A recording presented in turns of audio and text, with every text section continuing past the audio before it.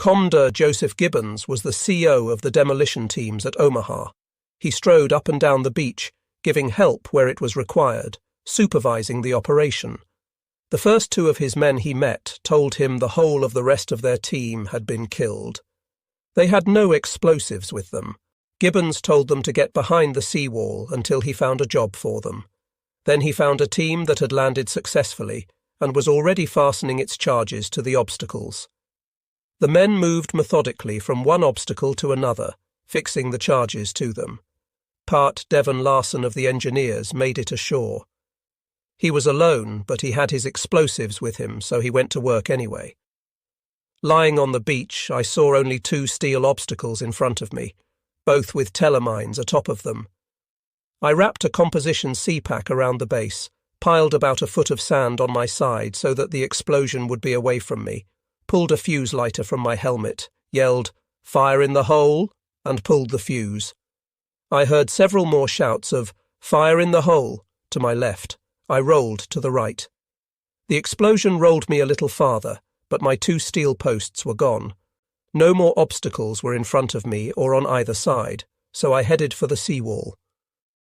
Altogether, the demolition teams were able to blow 5 or 6 partial gaps instead of the 16 that had been planned, and the gaps that did exist were not properly marked by flags. As the tide rose, this situation caused immense problems for the coxswains bringing in the follow-up waves of infantry and vehicles.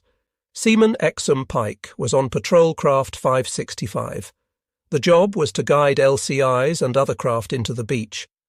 But with landmarks obscured by smoke and haze, and with no clear path through the obstacles, PC 565 could not accomplish its mission. It became, in effect, a gunboat, firing its machine guns at the bluff, from which Pike could see a rain of fire that appeared to be falling from the clouds. Pike remembered seeing a DUKW hit an obstacle and set off the mine. I saw the bodies of 2 crewmen blown several hundred feet into the air, and they were twisting around like tops up there. It was like watching a slow-motion Ferris wheel. Then PC 565 took a hit. 6 men were wounded. Blood was gushing down the gunwales of that boat like a river.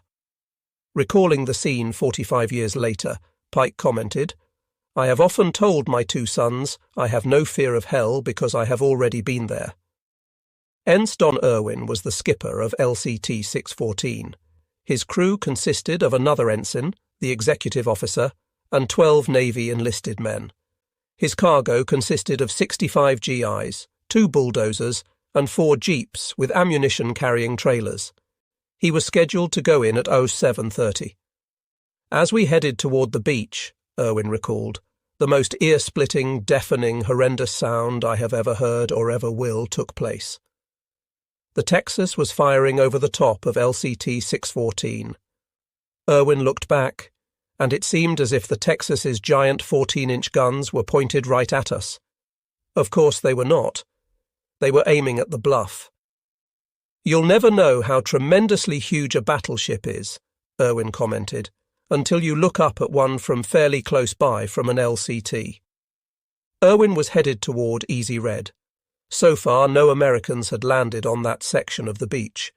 To Irwin, it seemed tranquil.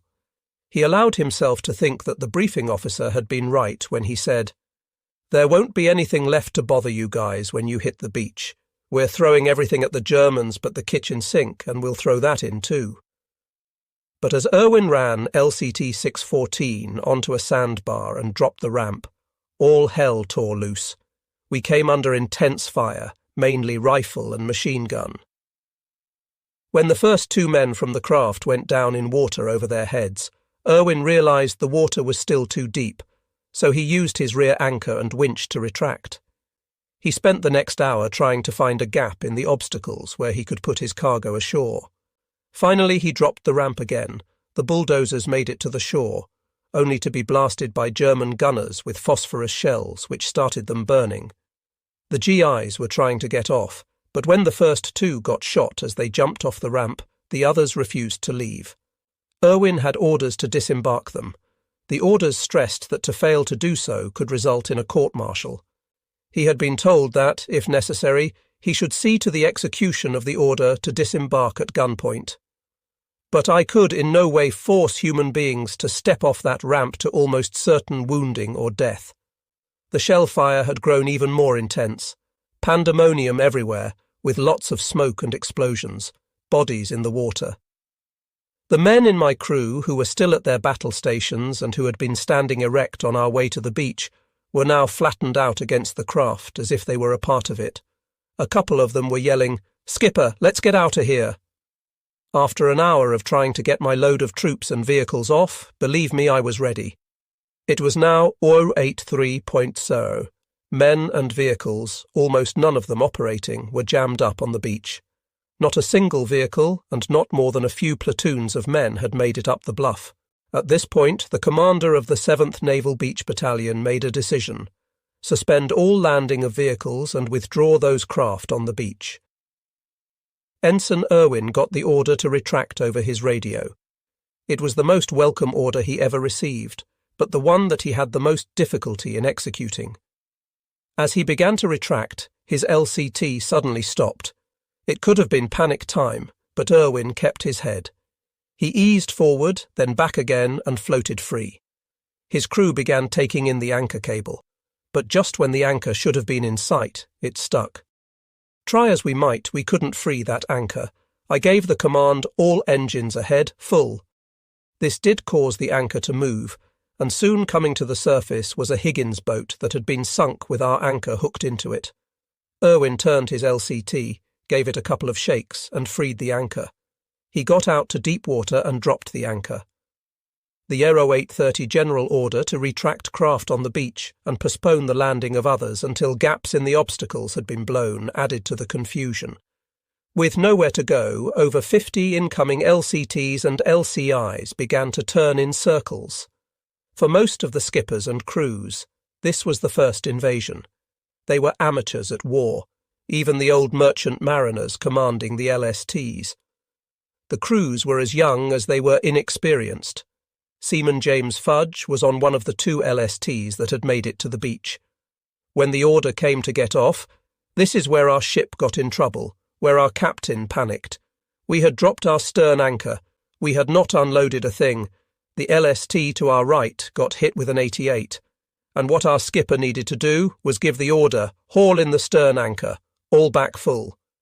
But he said, "All back full," and forgot about the anchor. So he backed over his stern anchor cable and fouled the screws. The LST was helpless in the water, about 500 metres offshore. Eventually it was offloaded by a rhino. Fudge said, "It was quite difficult to unload tanks from the LST to the rhino. You had to have a crane. It was a terrible time in a somewhat choppy sea to have a barge to unload trucks and tanks without dropping them in the water. But we didn't lose any." Fudge recalled that an admiral came by on an LCVP and in front of the whole crew he scolded our skipper for being so thoughtless as to back over his own cable. He had some very insulting things to say to our skipper. Directly, he was a very angry man. At about 09, Vacant, zooming in from the British beaches, came 2 FW-190s. The pilots were Wing Commander Josef Priller and Sergeant Heinz Wodarczyk. Ryan recorded that when they saw the invasion fleet, Priller's words were, "What a show, what a show." They flew at 150 feet, dodging between the barrage balloons. Fudge commented, "I can remember standing sort of in awe of them, and everyone was trying to fire at them. People were shouting, 'Look, look, a couple of Jerrys!' Every 40mm and 20mm in the fleet blasted away. So far as Fudge could make out, many of the gunners were hitting the ship next to them. So low were Priller and Wodarczyk flying. No one hit the planes. As Priller and Wodarczyk streaked off into the clouds, one seaman commented, "Jerry or not, the best of luck to you. You've got guts." There was 1 battalion of black soldiers in the initial assault on Omaha, the 320th Barrage Balloon Battalion. It was a unique outfit attached to the First Army. The troopers brought in barrage balloons on LSTs and LCIs in the 3rd wave and set them up on the beach to prevent Luftwaffe strafing. Black Coast Guard personnel drove Higgins boats and black sailors manned their battle stations on the warships. Overall, however, it was remarkable that so few black servicemen were allowed to participate in the initial attack against the Nazi regime, and a terrible waste considering the contributions of black combat troops in Korea and Vietnam. It was the Navy's job to get the men to shore, the tankers and artillerymen's jobs to provide suppressing fire, the infantrymen's job to move out and up, the demolition team's job to blow gaps in the obstacles, and the engineer's job to blow remaining obstacles, provide traffic control on the beach, blast the exits open, and clear and mark paths through the minefields. For the engineers, as for the others, the first couple of hours on Omaha were full of frustration. Sergeant Robert Schober was with the 3466 Ordnance Maintenance Company. His unit's job was to do waterproof vehicles. The task was simple: tighten fan belts, open battery vents, remove packing from various parts of the engine. When Howell got to the beach, I felt a ding on the helmet.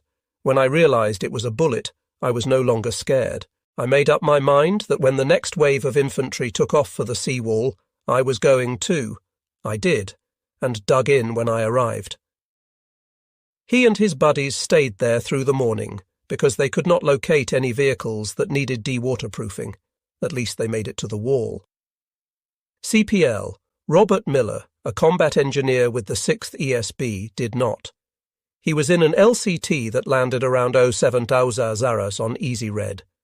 He glanced to his right and saw another LCT with the skipper standing at the tower receive a blow from the dreaded German 88.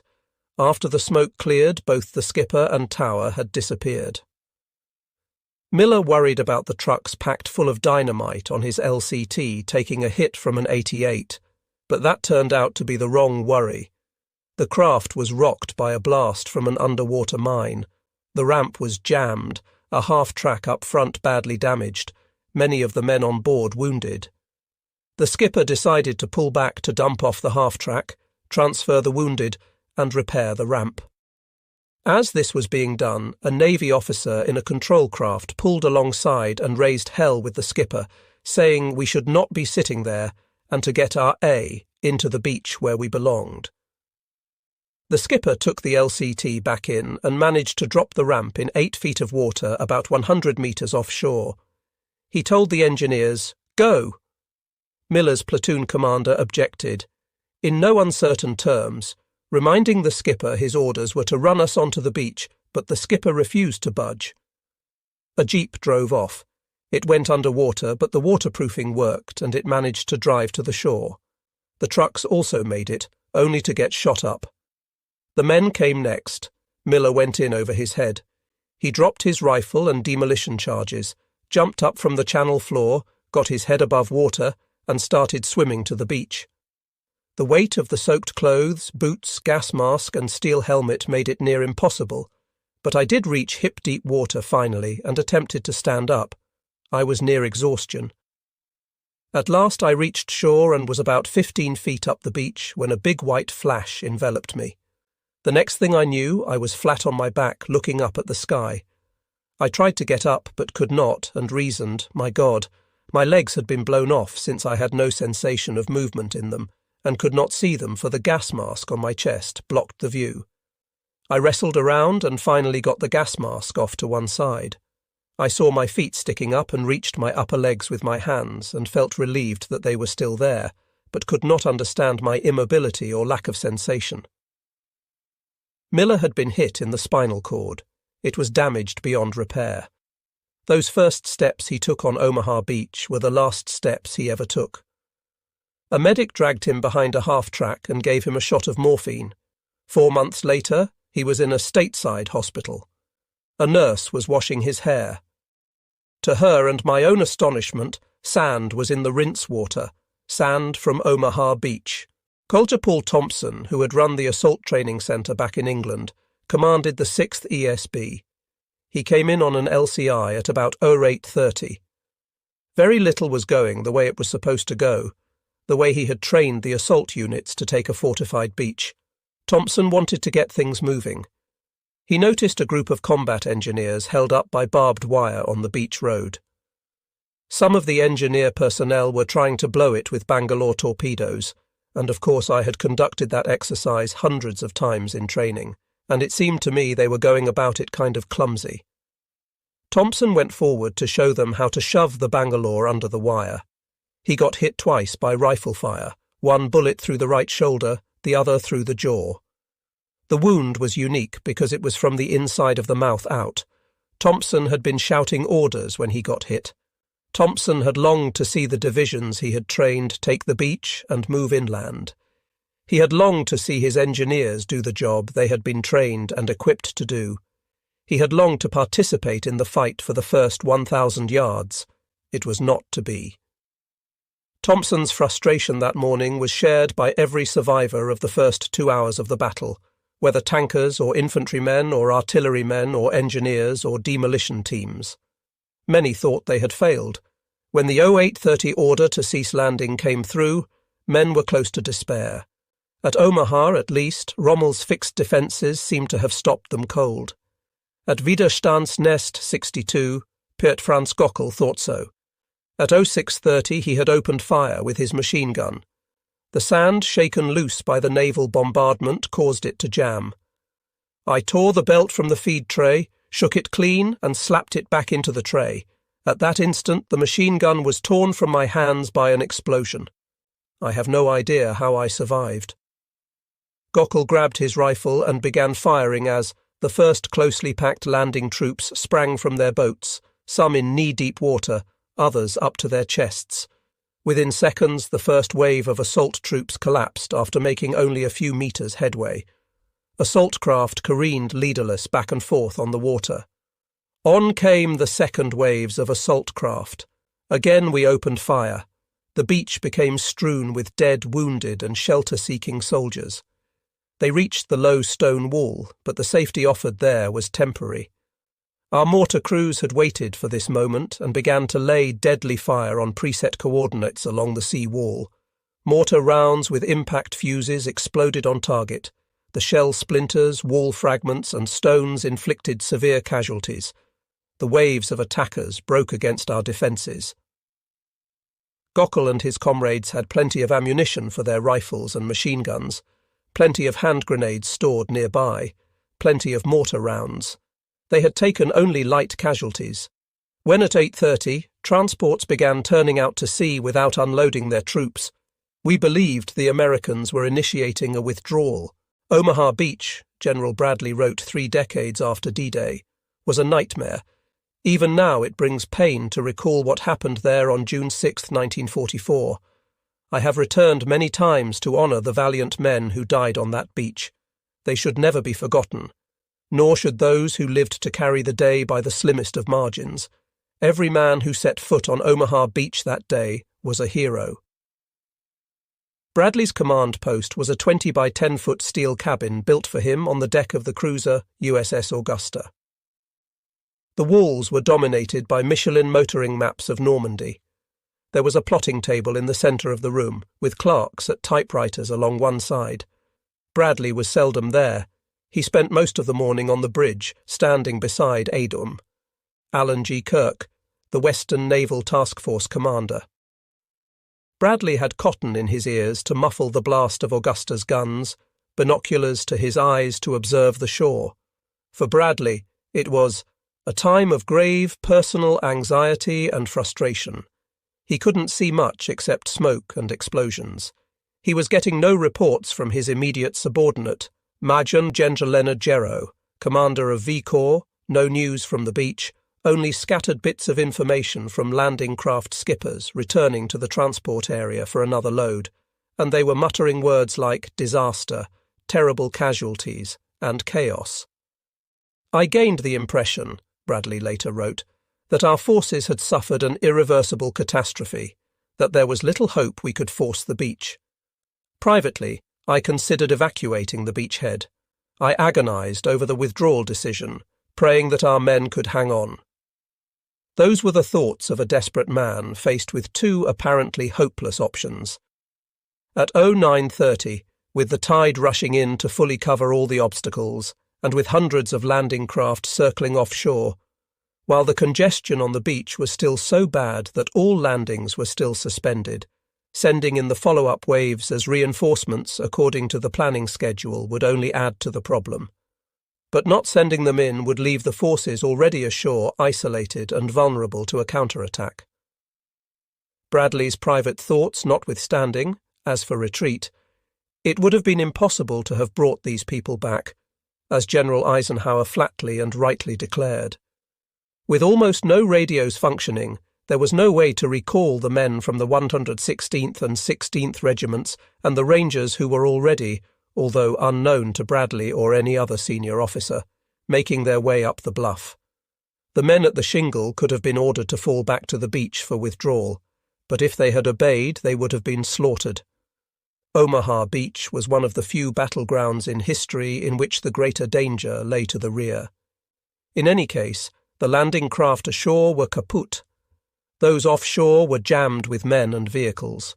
Withdrawal was not an option, nor was the alternative that Bradley played with in his mind, sending follow-up waves to Utah or the British beaches, not just because that might well have meant sacrificing the men ashore at Omaha Beach, but even more because it would have left a gap of some 60 kilometers between Utah and Gold Beaches, which would have jeopardized the invasion as a whole. As head of the U.S. First Army, Bradley had more than 250,000 men under his immediate command. But standing on the bridge of Augusta, he was a helpless observer, desperate for information. On the beaches, the plans could be modified or abandoned as circumstances demanded. On the Augusta, Bradley was stuck with the overall strategic plan. On the amphibious command ship USS Ancon, General Gero had his command post. For the first 3 hours of the assault, he was as blind as Bradley. He sent the Assistant Chief of Staff of V Corps, Colonel Benjamin Talley, in a DUKW to cruise offshore and report on the battle. Talley found that even from 500 meters he couldn't see much. It was obvious that the beaches were jammed, that enemy artillery and machine gun fire was effective, and that the exits had not been opened. He could not see up the bluff because of the smoke, so he was unaware of the progress of individuals and small units who had managed to reach high ground. Talley was also unaware of the 0830 order from the 7th Naval Beach Battalion commander to suspend landings, so he was disturbed by the failure of landing craft to go ashore. At 0930 he informed Gero that the LCTs were milling around offshore like a stampeded herd of cattle. At 0945 Gero made his initial report to First Army. It was sketchy and alarming. Obstacles mined, progress slow. 1st Battalion, 116th, reported 7.48, being held up by machine gun fire. 2 LCTs knocked out by artillery fire. DD tanks for Fox Green swamped. 5 minutes later, Maginot General Clarence Hubner, commanding the 1st Division, received a radio report from the beach. There are too many vehicles on the beach. Send combat troops. 30 LCTs waiting offshore. Cannot come in because of shelling. Troops dug in on beaches, still under heavy fire. Hubner responded by ordering the 18th Regiment to land at once on Easy Red, but only 1 battalion was loaded in LCVPs. The other 2 had to be transshipped from their LCIs to LCVPs, and in any case the prohibition on further landings was still in effect. Bradley sent his aide, Major Chester Hansen, and Admiral Kirk's gunnery officer, Captain Joseph Wellings, in a torpedo boat to the beach to report, but all he got back was a message from Hansen. It is difficult to make sense from what is going on. From the general's point of view, disaster loomed, a disaster they could do nothing about. The generals were irrelevant to the battle. On Omaha, the situation was so bad that the evacuation of the wounded was toward the enemy. This may have been unique in military history. The few aid posts that had been set up were at the shingle seawall. Medics took great risks to drag wounded from the beach to the aid posts. There was little that could be done for them beyond bandaging, splinting, giving morphine and plasma. The medical units landed off schedule and on the wrong beach sectors, often without their equipment. The 116th lost its entire regimental supply of plasma in 2 LCIs sunk off the beach. Nevertheless, As a staff officer of the 116th recalled, first aid men of all units were the most active members of the group that huddled against the seawall. With the limited facilities available to them, they did not hesitate to treat the most severe casualties. Gaping head and belly wounds were bandaged with rapid efficiency. The situation looked worse to the medical teams than it did even to the generals offshore. Major Charles Tegtmeier, regimental surgeon of the 16th, who landed at 08:15, described what he saw. Face downward, as far as eyes could see in either direction, were the huddled bodies of men living, wounded and dead, as tightly packed together as a layer of cigars in a box. Everywhere, the frantic cry, "Medics! Hey, medics!" could be heard above the horrible din. Tegtmeier's medics, now wading, now stumbling over prone men, bandaged and splinted wounded as they came upon them, then dragged them to the shelter of the shingle. "I examined scores as I went," Tegtmeier declared, telling the men who to dress and who not to bother with. In many cases, it was simply hopeless. Tegtmeier reported a soldier with one leg traumatically amputated and multiple compound fractures of the other. He was conscious and cheerful, Tegtmeier noted, but his only hope was rapid evacuation, and at this time evacuation did not exist. An hour later, he was dead. Confusion in the planned landing sequence compounded the chaos. The first men of the 61st Medical Battalion to wade ashore on Easy Red were members of the headquarters detachment. They landed with typewriters, files, and office supplies on a beach strewn with dead and wounded. They abandoned their typewriters, scavenged for medical equipment among the debris, and went to work on the casualties around them. Forward emergency surgery never got started on Omaha that day.